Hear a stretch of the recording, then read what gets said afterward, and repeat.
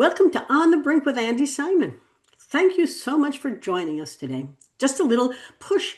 On the Brink has been ranked number 18 among the top 100 podcasts on the topic of change. And I must tell you, it's both an honor and a privilege and an opportunity for me to keep pushing out there wonderful people to help you see, feel, and think in new ways, because that's what change is all about. The idea that I came up with after my first book, On the Brink, was to help people do that, get off the brink.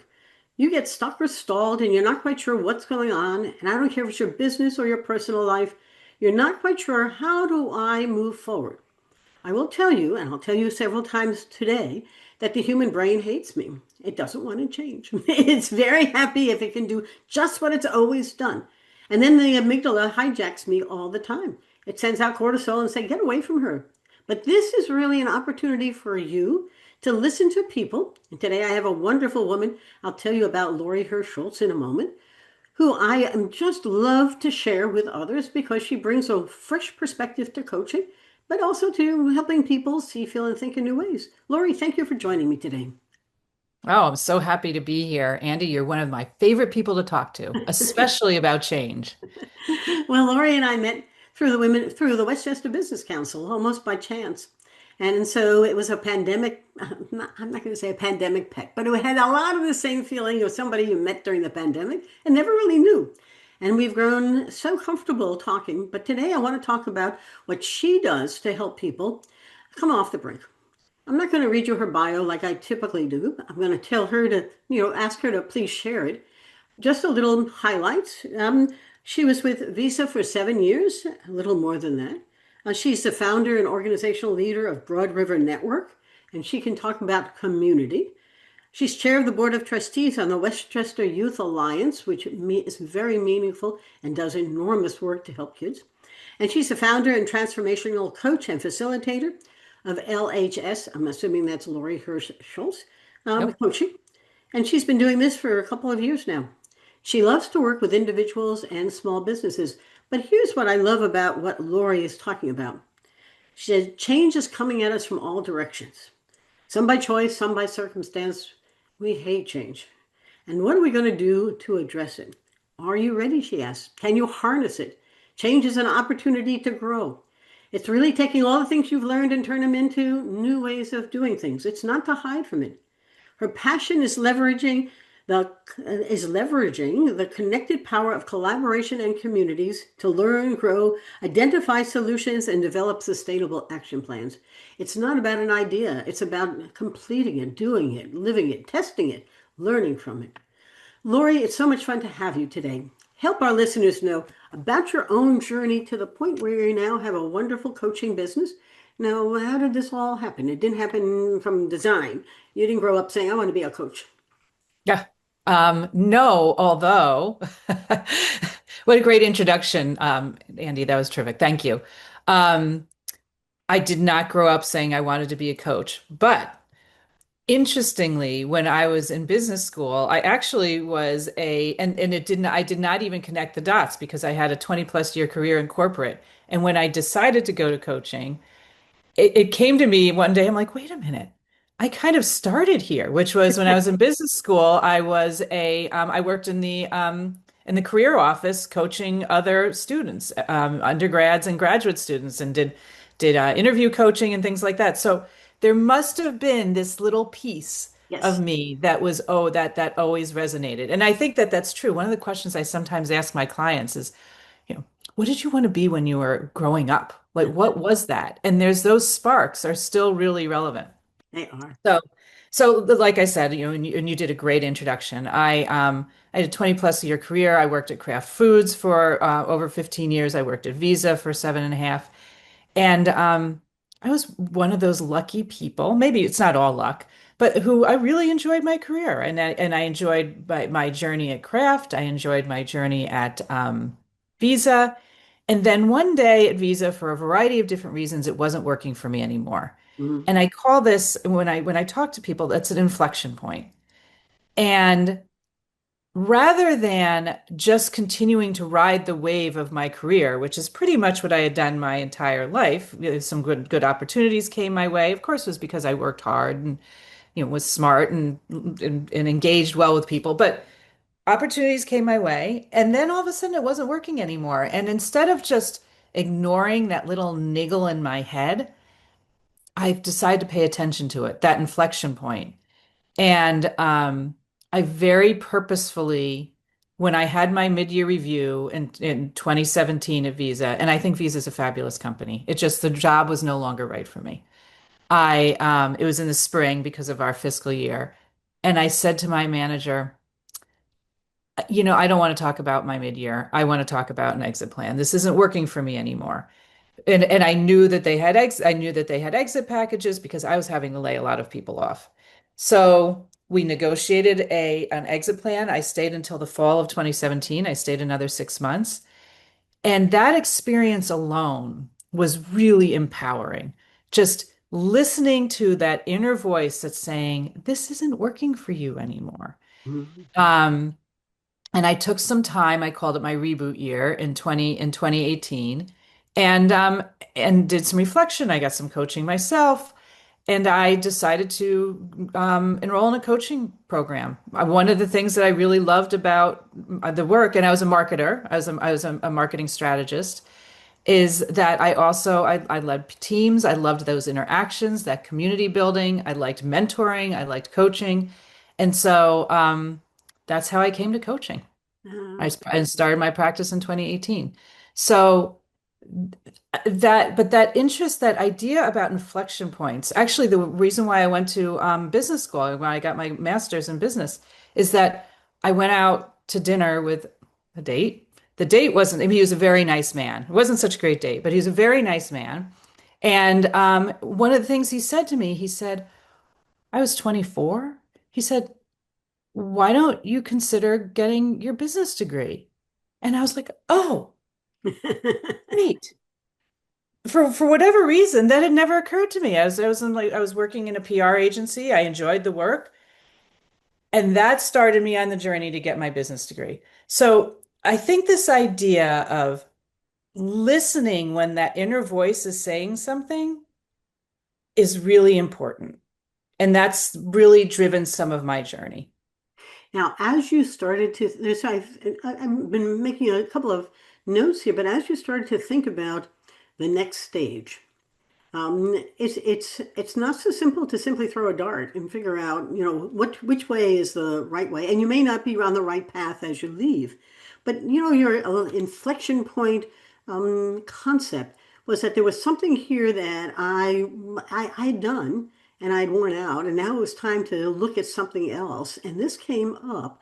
So how does somebody begin to think about the next stage plan? I mean, do you go exploring? Do you go talk to people? Do you, I don't know, try different jobs? It's sort of one of Yeah. those.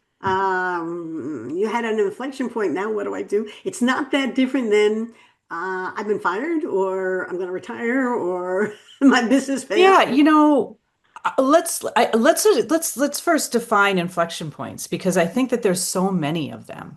There are there are personal inflection points that happen. It can be your kids, and I find this especially for women, your kids are leaving the house. You have an empty nest. Yeah. And maybe, like me, you've worked through their entire, the entire time, but all of a sudden you have more space for yourself.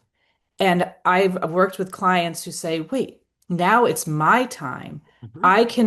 I can take a career or do a job that maybe I can travel more, or it's a bigger job, or it's a job that is more personally fulfilling, but doesn't make as much money. But we've already paid for the kids to go to college, so I have more space. Yes. So it could be that kind of inflection point. It could be parents that are you're taking care of your parents or your parents have passed away, and that's an inflection point.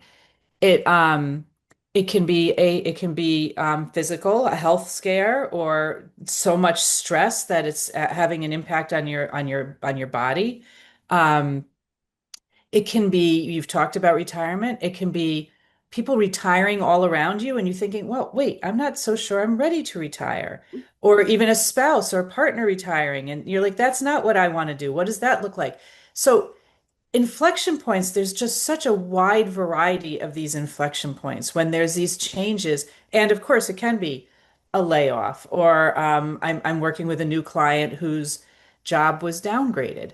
And not because of performance, just because of what was happening in her business, in her company. And she's like, well, I'm of much more value and I give much more value than I'm being recognized for in this Yes. space. Or it can be inflection point can be I'm bored or Uh-huh. I'm no longer fulfilled by this job anymore. And that's especially like listen to that. Yeah. And so how do you navigate all of that? Just Uh to add one thought to your thoughts, yeah, because as I've been interviewing men, one of the things that is clear is that they are often they're entrepreneurs or they've grown a business or they've had a family firm. And I don't want us to, the inflection points for them are often different than for their wives or for women, because their whole identity is about growing this business. Sometimes it's right. not growing. Sometimes somebody comes in to buy it. I mean, sometimes they too have done as much as they can for the business, and they know that the entrepreneurial model is no longer the successful one there. So That's there's, right. life is full of all of these moments. I love it as an inflection point where if you look in the mirror, you get an echo back that says, this isn't right. And we have the freedom to begin to choose the next path. And I think that freedom to choose is the important point here. Am I missing Yeah, something? no, that's exactly right. And you're right. It's business owners as well. It's not just about people who've had professional careers like I have. I've worked with a couple of one of my clients now has owned a business for 25 years, and he still has about 5 more years that he wants to work, but his business is no longer, it's winding down. It's being AI has had a big impact on it. And so, figuring out like how do I redefine who I am? I think that's absolutely true, 100%. And I think that that's true for everyone, even people who are, in the from coming from the corporate world. Um, I think that there's a lot of shoulds that are put upon us. Uh-huh. There's cultural shoulds. Oh, you've reached 60 or 65. You should retire. So there's a cultural expectation. Or, but there's also, and it's not just about you should retire, but shoulds. You've always done this. You've always been a lawyer. You should continue to be a lawyer, whatever it may be. But there's also personal shoulds Mm-hmm. that, I had this vision of myself as a college graduate, and this is the way, or my parents have always done things this way, and Yes. so I should do things this way. Um, and those shoulds, I think, there's some power in actually taking some time to question those shoulds, Yes. and be really purposeful about that. So that's how I partner with my clients. First of all, even recognizing that a partnership with a coach is valuable is a huge first step. Mm-hmm. Because especially if you're a high achieving individual, you've achieved things in your business, you've achieved things in your professionally, a lot of that, and I'll speak for myself too, is there's a lot to be proud of. Mm-hmm. And I've figured this out all along. The way that I've always done things is the way that it's always worked for me, or it's generally worked for me. So in recognizing that power of having a coach, if they haven't had the experience, and many people haven't, of having a coach that a company has provided for you, taking that first step and saying, hey, there's value in this. There's value in investing in myself. There's value in being I call it a purposeful pause, Yeah. taking a pause Yeah. and not all of us, and not just running into things. So taking a purposeful pause. So how I partner with my clients, those, once they're brave enough or smart enough, or just, somebody has given them a little nudge. Most of my clients are referrals. They've given me them a little nudge. Um, I partner with them to develop their personal compass. And what that means is what are your values, but non-negotiable values, like your top five non-negotiable values. What is what is your mission? How do you want to impact the world? How do you want to show up in the world? What energizes you? What gives you lots of, what really gives you, where do you get lost in the work, or what gets you, what do you get excited about? And then also, what are you like, what are your capabilities? What are your innate traits? What differentiates you from other? There are lots of accountants in the world, but every accountant is a way that they're doing their business differently and the way that they come about it differently. So what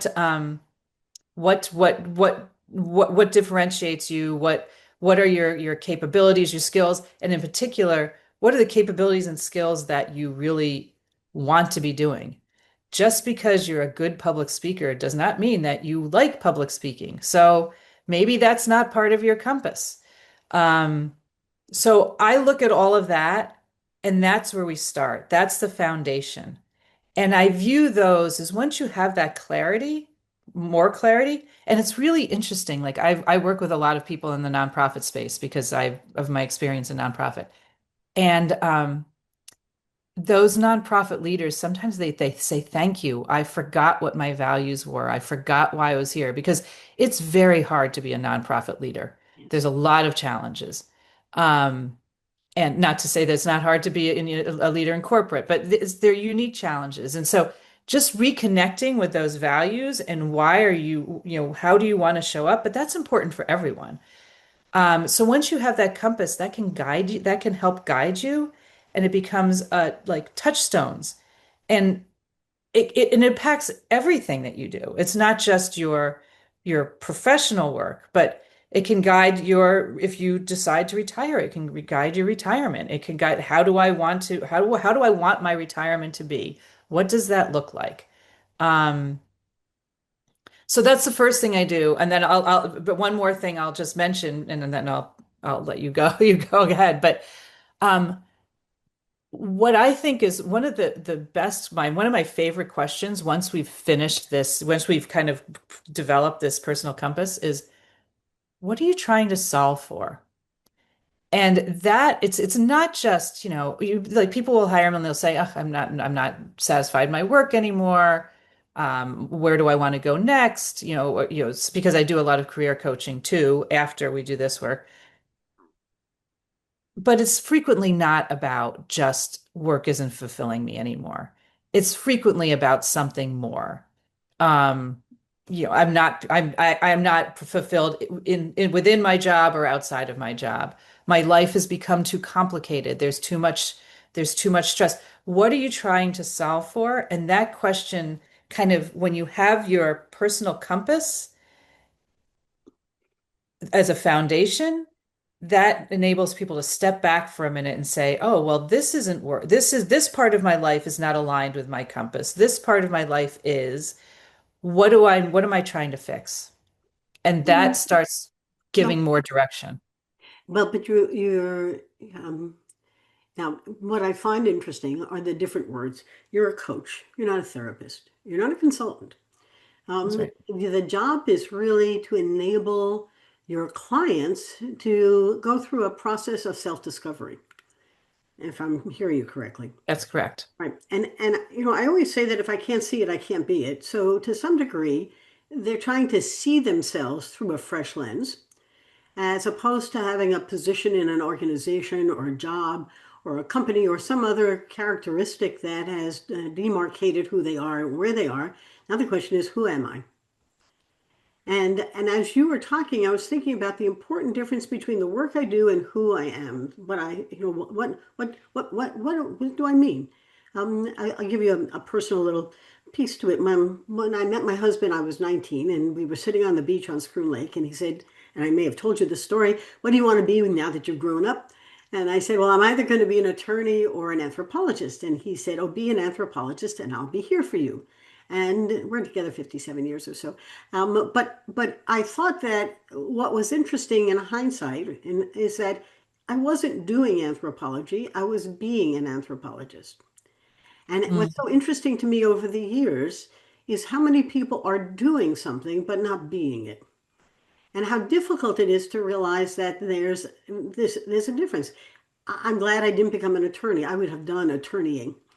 I'm never sure I would have been interested intellectually in the legal business or the legal yeah. process. But I learned how to see the world as an observer Sometimes it bothers me I do that, but I'm very happy just watching and and trying to make sense out of things. But it's interesting for the folks who you work with that what you're helping them do is transition to a new visualization of themselves so they can see themselves in a way so they can become it. Am I interpreting what you're saying correctly?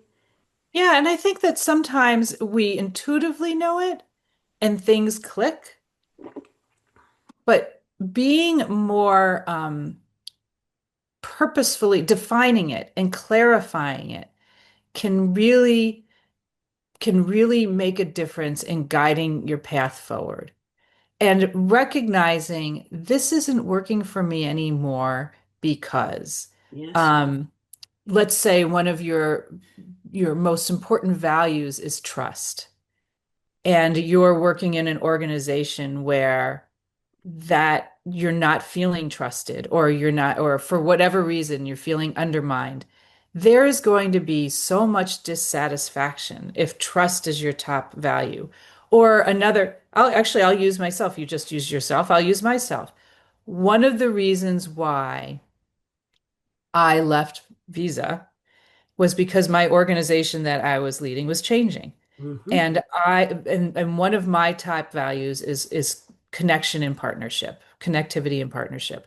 And our clients the evolution was less of a partnership and more of a financial relationship. Um, and partnership is so important to me that when we were evolving our business model to be less about deep depths of connection and depths of partnership, it was complete there was complete dissatisfaction. It wasn't that not complete, but I was that was really dissatisfying to me. And that's something that, organizations evolve, people evolve, your personal circumstances evolve, and all of your values and the way that you want to engage with the world, it can start slipping.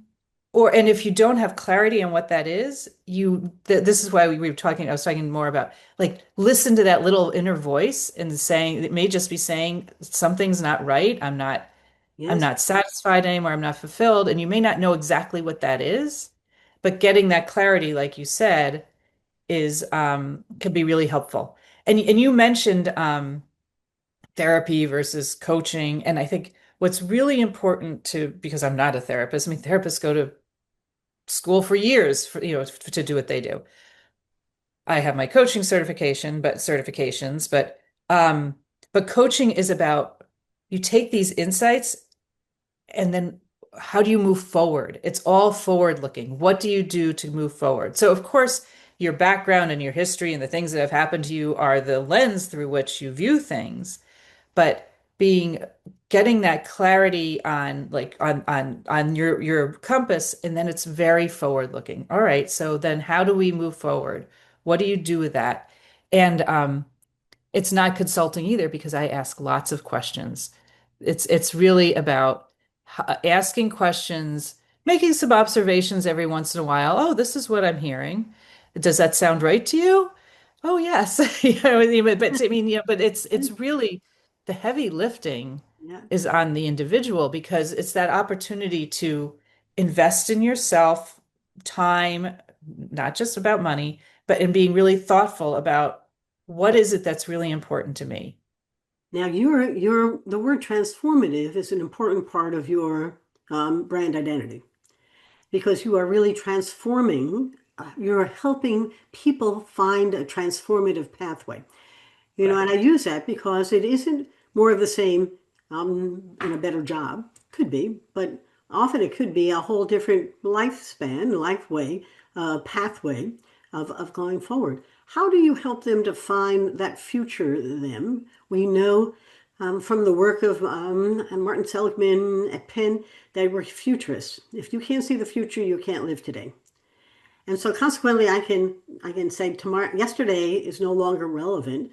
I have a different purpose with different values that I want to do. How do you begin to help them conceptualize where they're going, or do you not do that? Oh, I do. Absolutely. Um, that's actually the next step in my process. We talked about The compass. the compass, we talked about clarity, and then I really believe in this idea of experimentation. I love it. So you can't just it clarity does not come, what you want to do next, it does not just happen. Um, and experimentation is very, very broad. When I say experimentation, I mean set up a couple of coffee conversations and talk to people who are doing things that you're kind of curious about. What are you what are you doing? What are your challenges? What's interesting about what you do? Why is this important to you? Yeah.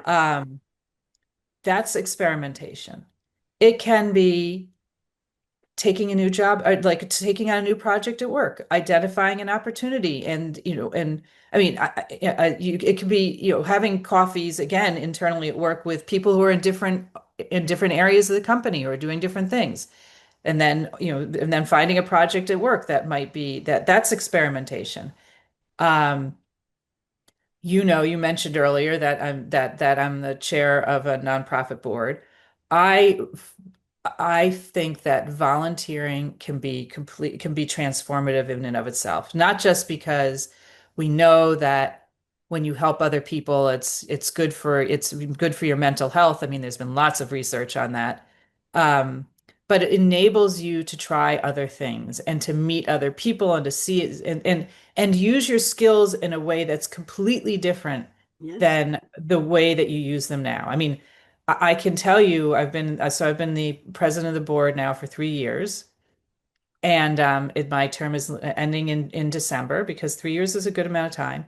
But the way that I led in a corporate world is much different than leading a volunteer organization. And that's made me a much more well-rounded person, a better coach. It's made me a better communicator. I think, a better leader. And so that's experimentation too. I mean, I didn't become the board president right away. I joined the board and I was on the board for 2 years before I became the board president. So, but even just going for one day and volunteering for something, for a cause that feels interesting to you.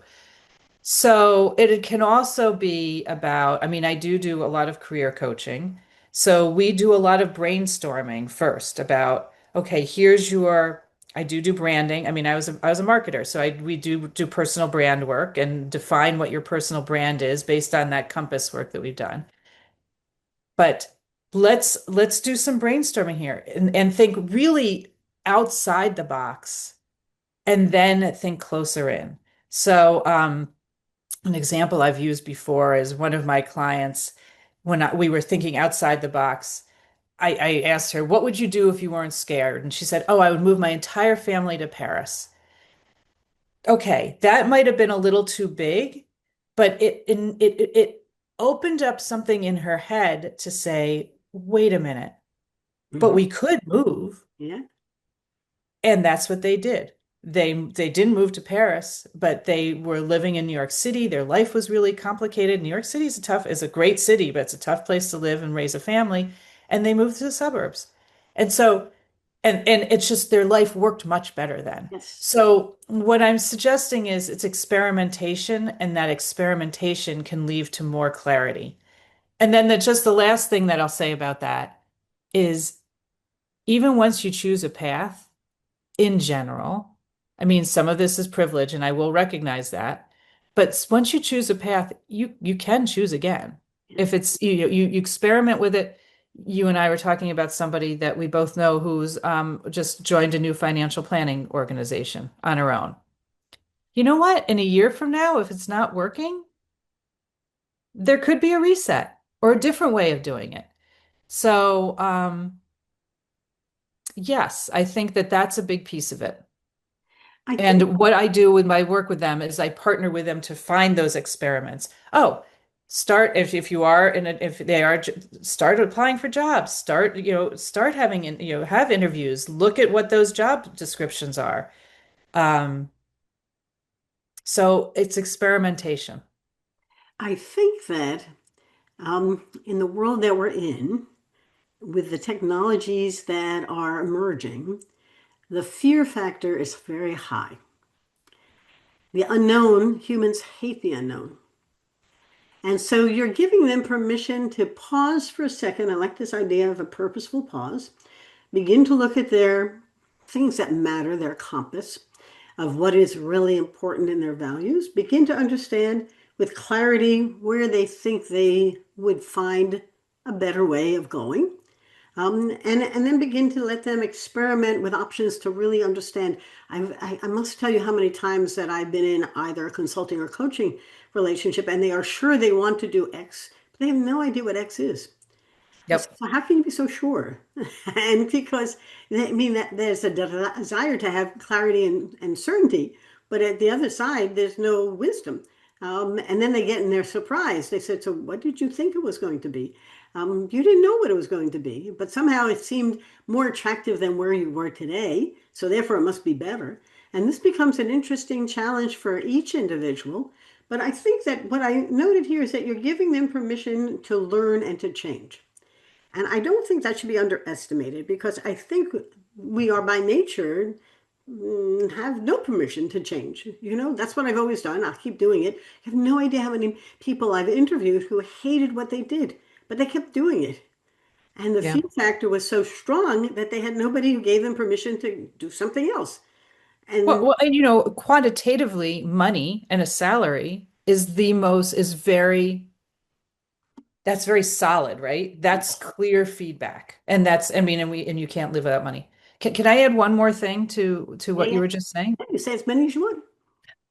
Is that clarity is helpful, that permission to give yourself to experiment and try things out. But there's also confidence.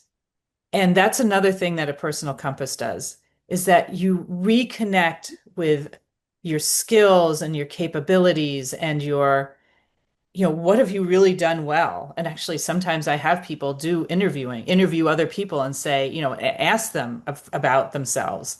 And I think that's it's a really powerful exercise. But that confidence, then as you're going into these experimentations, and I'll bring back like this personal branding, you know how to talk about yourself and you know what's important to you and you know how you're differentiated.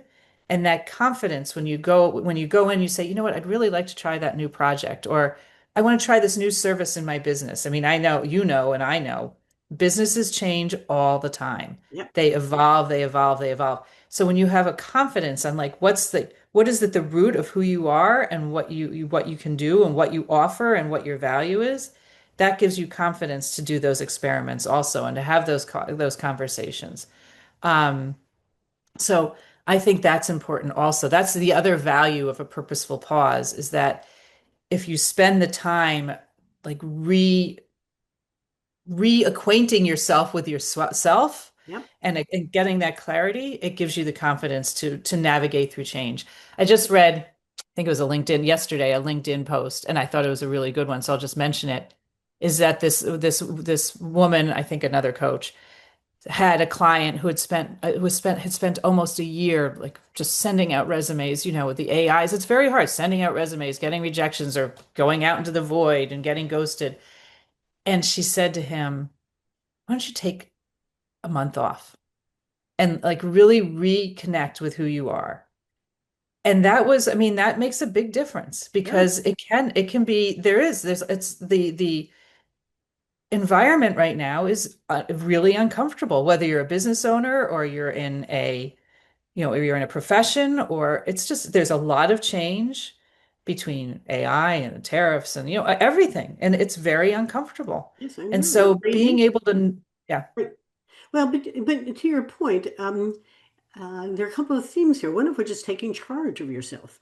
Mm, Because, I made a note here.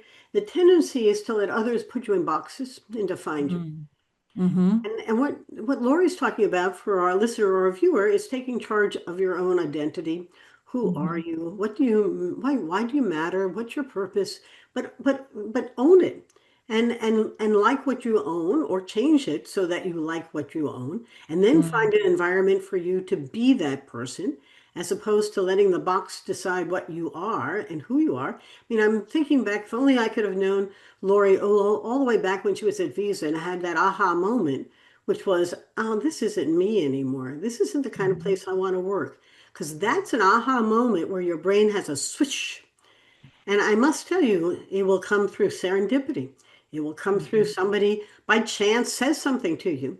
It will come by a conversation with a client or a boss or a colleague, and all of a sudden your brain will go, "Shh," and it'll say, there's something here. That's an energy I got to listen to. And I will also tell you that for many of the folks that I work with, they talk about the door opens and I went through it. And I can't tell you, but I'm listening to Laurie. I'm thinking about how she helps you open the door, see the other side, and instead of running the other way and shutting the door, go through the door. You won't know Mhm. what's on the other side if you haven't gone through it. And then when you go through it, it may not be what you thought. And we've all had situations, I can tell you many of them, where I went through the door thinking that's what I really wanted to do, only to find I don't really like this at all. What did I think it was? Either that or it was the wrong doorway. I should have taken the left one instead of the right one. But that's life. And after a while, no regrets. Just try and find someone who, like Lori, can help you guide your way there. Because she isn't going to tell you how to do it, consulting. She isn't going to be a therapist who's helping the past fix it. She's going to really help you rethink who you are now, where you're going, and how to make that departure a happy one and then keep moving along. Sometimes you need a Lori in your life.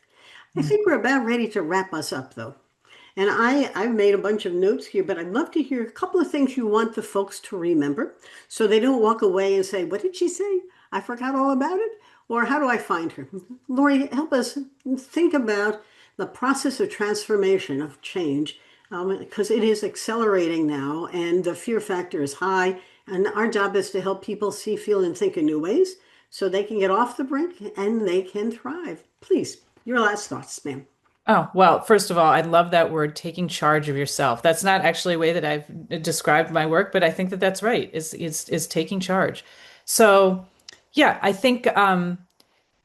do think that coaching is in a way a gift for yourself. It's, to take that purposeful pause and even coaching, admitting that it's time to make a change can be scary. You Yeah. talked about the brain is it doesn't like change.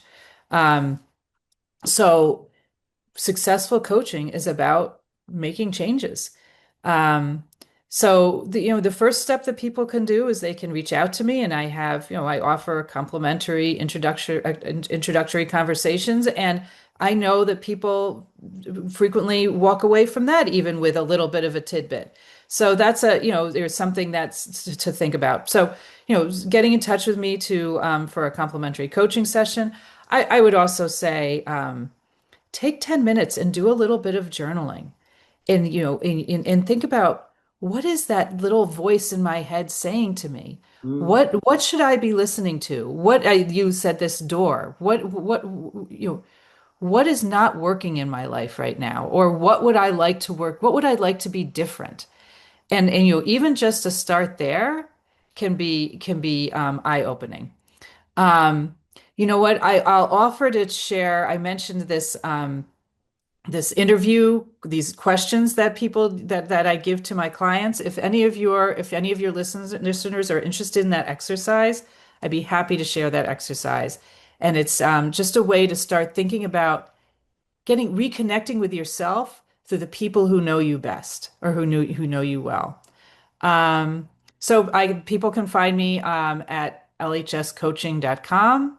I'm sure you'll put in the notes my email address. I'm happy to email me and we can set up time to speak.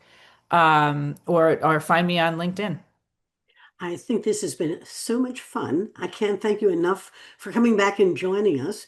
I'll put in the blog notes also Lori's first interview with me, and you begin to hear her own evolution and development because I don't think we ever arrive. I think we're on a journey. It's not a Yeah. destination. And I do think sometimes you need someone to hold your hand along the way to listen and hear and echo back something through a fresh perspective. And don't do it alone. There's no need to. It's a time for all of us to help each other rise and lift others with us. It's much more fun. And It besides, is fun. it's It much can be more a lot of fun. it is a lot of fun. If you just relax a little bit and don't worry so much, you've been successful in something, you're going to take that somewhere else and really enjoy the journey. So I am going to wrap up because I always like to make sure we have given our folks a half hour-ish of time. But I also think that Laurie has left us, me and you, with some ideas about how to look at the future with clarity and fresh perspective. It's a journey. Don't sit at home wondering what am I doing. Find yourself a coach, perhaps Laurie or someone else, who can help you think about things. Remember, my job is to get you off the brink. And so if you're on that brink betwixt and between, it's time to think about who can help you move forward. Is it perfect? Never will be. And I can only tell you how when you look back, you begin to say, well, that was a door I shouldn't have gone through. And this is one I'm glad I went through, but you'll never know if you don't go through it. And that becomes important. All my books are on Amazon. Just look up Andi Simon, Andi Simon on there. And On the Brink is the first book that we wrote about companies that were stuck or stalled and how a little anthropology helped them see things through a fresh lens and change. My second book called Rethink, Smashing the Myths of Women in Business was all about women who got past the we shouldn't. And I love Laurie's concept of the shoulds and the shouldn'ts. And they all said, of course we can. I'll be a geologist. I'll be a CEO. Of course I can. And in today's world, that's even more important. And then my third book, Women Mean Business, is out there for 102 women to tell you what their meaning has been and how it all has helped. And I love doing these podcasts to help share with you other people who want to help you see, feel, and think in new ways. Thank you for coming. Remember, my little tag is from observation to innovation. And what you need to do is go see things, be a little anthropologist, spend a little time looking even at yourself and reflect on what's good, what's not, and begin to shed the knot and, have a good time with the good. It's been a pleasure. Laurie, thanks so much for coming today. Thank you. It has been a pleasure. Bye now.